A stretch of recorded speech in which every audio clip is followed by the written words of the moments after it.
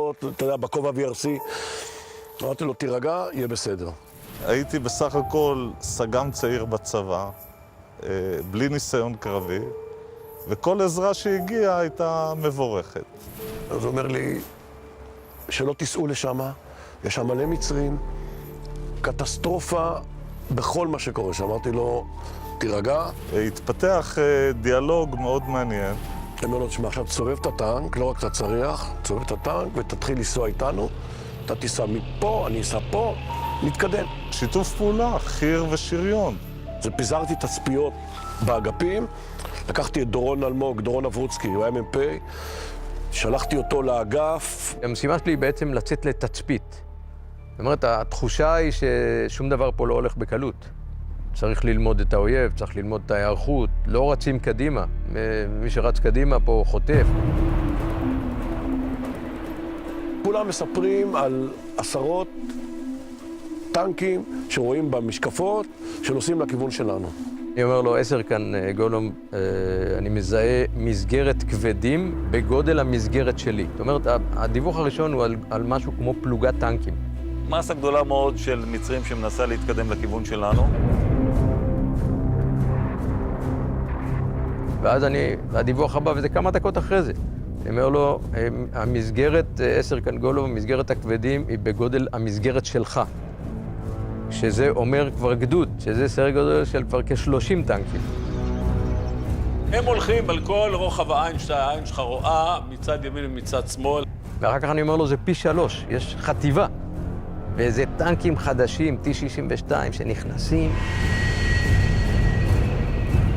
ונעשה לנו חושך בעיניים. ואדי שלם מלא בטנקים ומשאיות ונגמשים. והם נוסעים אלינו.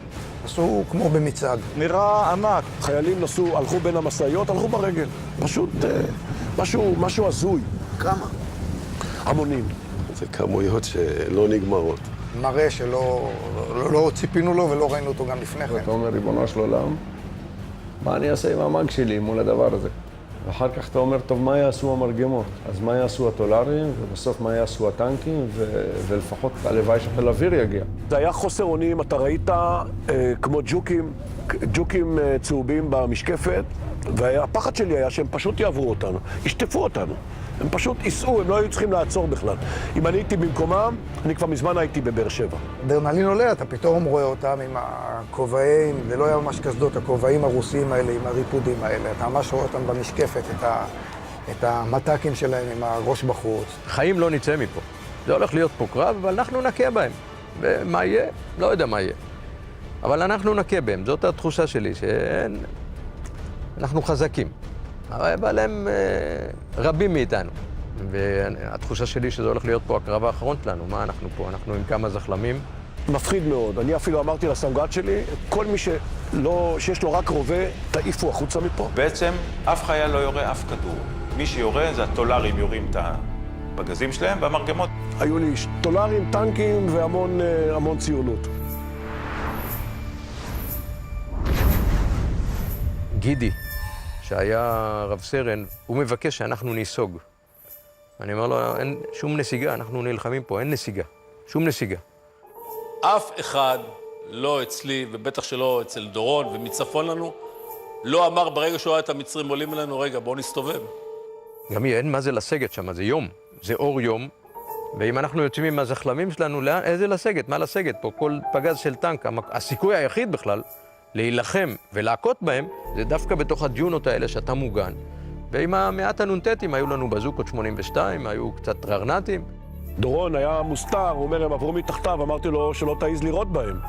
מפקד האוגדה נותן הנחיה לדורון רובין, למג"ד, הוא אומר לו, אם אין לאן, אתם צריכים לפנות לאחור ולסגת.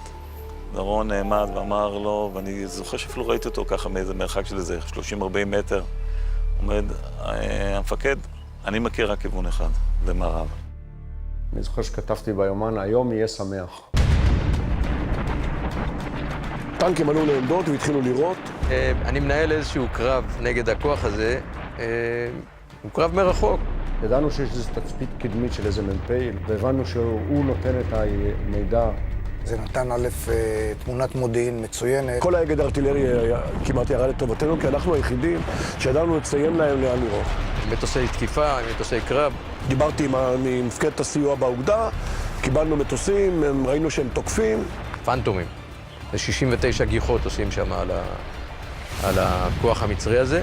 נהייתה מהומה שלמה, אנשים רצו, התרוצצו לכל כיוון. רלי עם הטולרים גם מתייצב שם על הרכס ומתחיל לבצע ירי לכיוון הטנקים. היתרון שלנו שאנחנו זריזים. היינו זריזים, אתה נכנס בכפל קרקע ואתה נעלם. עם הטנקים מהצד השני שאני מכוון אותם, תעמוד פה, תירה לשם. מייצרים אש, יורדים מעמדות ורואים את החוטים של הטילים שעוברים מעל האנטנות שלנו. בתוך הסערה של הטולר והכל, אני רואה אותו בזווית העין, אני שואל אותו, לאן אתה נוסע? הוא אומר, אני משפר לאחור.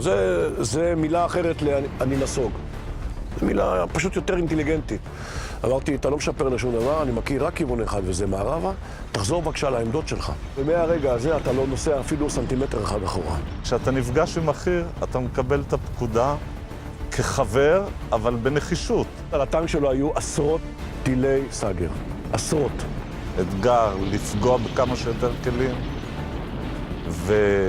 ולנצח. הבחור הזה עבד כמו מטורף, הוא הדליק והשמיד עשרות טנקים. והחיר ישב והשתאה איך הטנקים עובדים. כמו שאנחנו השתאנו, איך החיר עובד. כי הסיפור שלו זה ממסכן שאני פוגש בדיונה בהתחלה לגיבור, גיבור המלחמה. פשוט גיבור. ומחלקת מרגמות מתחילה לראות, בעיקר זרחנים על המשאיות. והיו מצבים שאמרתי בכיוון הזה יש טנק, שמתי את היד ככה, המרגמה כיוונה ליד שלי, נתתי פחות או יותר אומדן טווח, וירו תוך כדי שמכוונים ליד שלי. והפגיעות היו מצוינות. וכשנופל פגז מרגמה על טנק, הטנק לא מתפוצץ. פשוט הרשת הסוואה שלו מתחילה לבעור, ואז המצרים קופצים ממנו ובורחים, והטנק מתחיל להישרף לאט לאט והוא נשרף. זה מה שראינו במשקפות. וזה גרם להם לקפוץ מהטנקים ולברוח. אנחנו רואים בסביבות ה-20 טנקים מצרים, בוערים, לפידים. ברגע שראינו גם את המצרים נעצרים, הבנו אנחנו מצליחים. ואז הם מסתובבים, מתחילה מנוסה חזרה. הייתה שם חגיגה שלמה למטה בוואדי, השורה התחתונה שהם מתחילים לברוח. כמו שקודם היו עשרות טנקים מזרחה, עכשיו עשרות טנקים מערב. כשאני מחבר את המחשבות הנוראות שהיו לי בבוקר עם התוצאות של אחרי הצהריים, זה פשוט... אז גדוד 202, שאומרים גדוד 202 בלם דיוויזיה מצרית, אני הייתי שם. וידעתי דבר אחד בוודאות, את כל הקרב הזה מנהל דורון רובין, כאילו אנחנו עוזרים, אבל הוא בעצם מנהל את הקרב הזה, וכל עוד הוא מסתובב עם הקשר מאחריו, הכל יהיה תקין. ברגע שקורה לו משהו לא טוב, אפשר לסגור את הקרב. הרג אותנו מהפרטים הקטנים, ועם המקצוענות בכל תחום. כן, לא אלוהים, אבל לא רחוק משם.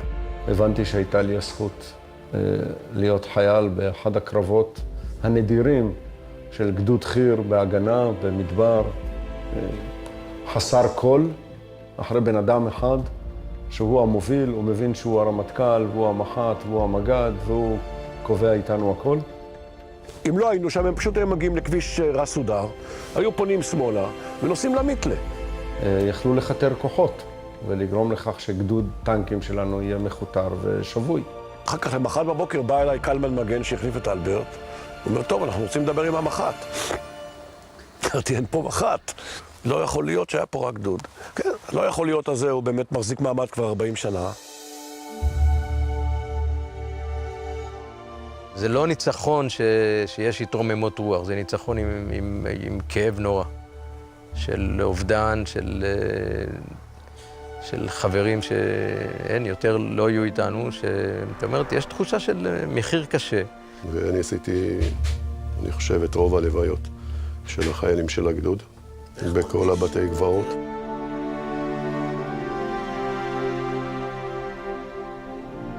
באתי הביתה, ותשמע, בכי, שמחה, הכל היה שם. הרגע שראית את הבת הקטנה שלך. אתה רוצה שאני אדמע עכשיו? אז בוא נוותר על זה. היא הייתה בת 3, רצה, מחבקת. מה עם ישראל חייב לכם? אנחנו עשינו את העבודה שלנו, לא חייב לנו כלום. אין מדינת ישראל שחייבת לנו, אנחנו זה מדינת ישראל. הרעיון הוא שכל אחד יעשה את הכי טוב שהוא יכול כדי שיהיה פה יותר טוב. לא חצינו את התעלה ולא היינו בראש הגשר ולא כבשנו את ירושלים, אבל הגענו על מדינת ישראל. תקופה ארוכה מאוד הייתי מחפשת בכבישים לראות את הסמל של הגדוד. זה לקח לי כמה שנים עד שנרפאתי מהנושא. אבל הגאווה באמת של הסמל, של התו הזה, זה משהו. כן, צנחנים זה משפחה. זה ממש. זה משפחה שהייתה ומשפחה שתהיה לתמיד. כל עוד אני צלולה וקשרה, אני אשאר הפקידה הפלוגתית שלכם. זה גאוות היחידה, זה הידיעה שאתה עכשיו פה, אתה 202. לא אכפת לך שיגידו יום טוב לא יסתער. יותר חשוב לך שלא יגידו 202 לא יסתערו. אם אני זז מילימטר אחורה, מי אני בכלל? צנחנים זה עם מיוחד, אחר. הם הכי טובים שיש. צריך להיות חזקים, צריכים להיות נחושים, צריכים להיות ערוכים, אבל כדאי שיהיה שלום.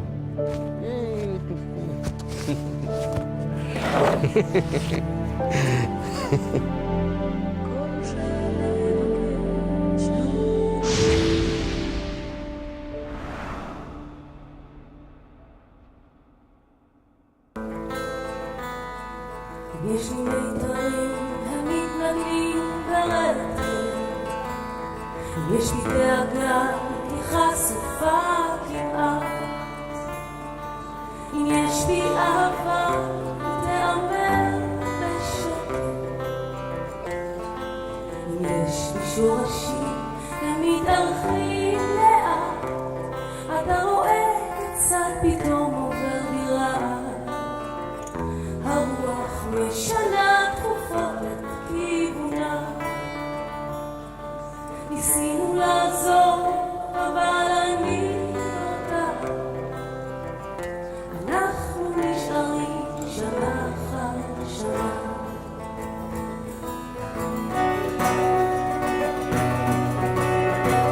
אם יש לי מיתרים, הם מתנגנים ברטר. אם יש לי דאגה, חשופה כמעט. אם יש לי אהבה, היא תאמר בשקט. אם יש לי שורשים, הם מתארחים לאט. יום החולין הזה הוא יום שיש בו חסד, ובחסדו שורות אליך יכתבו. קח את ידי עכשיו, עשה לי מפויסת. ביום חולין כזה דרכינו מצטלבו. קח את ידי עכשיו, עשה לי מפויסת. ביום חולין כזה דרכינו מצטלבו. שלום. אני מאמין שאם לא כולם מכירים אותי אז יכירו אותי היום. לי קוראים שפלר, ואתם יודעים, הטולרים מסתובבים עם ג'יפים, כולם חירניקים, הולכים ברגל ובזחלמים, ואנחנו בלי קסדות ובלי זה, בדורון צועק. בתוך כל הקרבות האלה פתאום מגיע מישהו, אומרים יש איזה משהו, מתכנס כל הגדוד ואנחנו הולכים לעשות איזה משהו, איזה אירוע, משהו מיוחד, ואני מכין את השבריה, את הסכין המצרית שהייתה לי, ואני מזמין לשיר פה את הבחורצ'יק שנקרא ג'ימי לויד, והוא הבן אדם ששר לנו, ואני עליתי לבמה ועשיתי לו חורים בתוך החולצה ושמתי לו כנפי צמיחה, ואני עכשיו מזמין אותו לשיר. הביא את המדים ואין.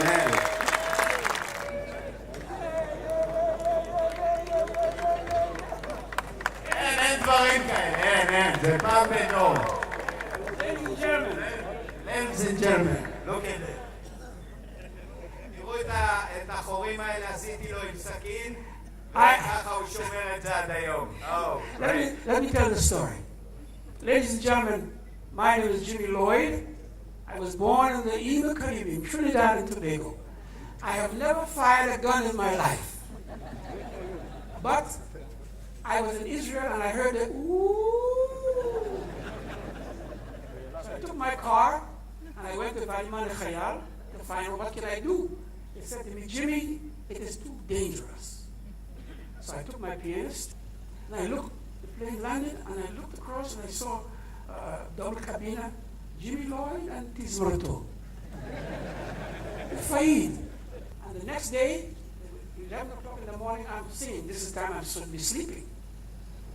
And I'm singing, Matilda, Matilda, Matilda, she take my money and go to Venezuela. And I look across there, and I saw a soldier with his gun in his hand, coming towards me. And he was dancing, and I was dancing. And then suddenly, he cut my shirt. And he put in a knafine, a wings. Then I had here a Jan Shuf. And then he said to me, that's Jobnik. And then he replaced it with the Sanchalim, Matayim, L'Shtayim. You're so great. And these men, to be here tonight, it is such a privilege. Just when I was doing a show for these guys, you thought there was no Melchama. They were so happy, and they were so wonderful. And then they finished, Jimmy! And they went away. Ladies and gentlemen, but boys, you've done so well.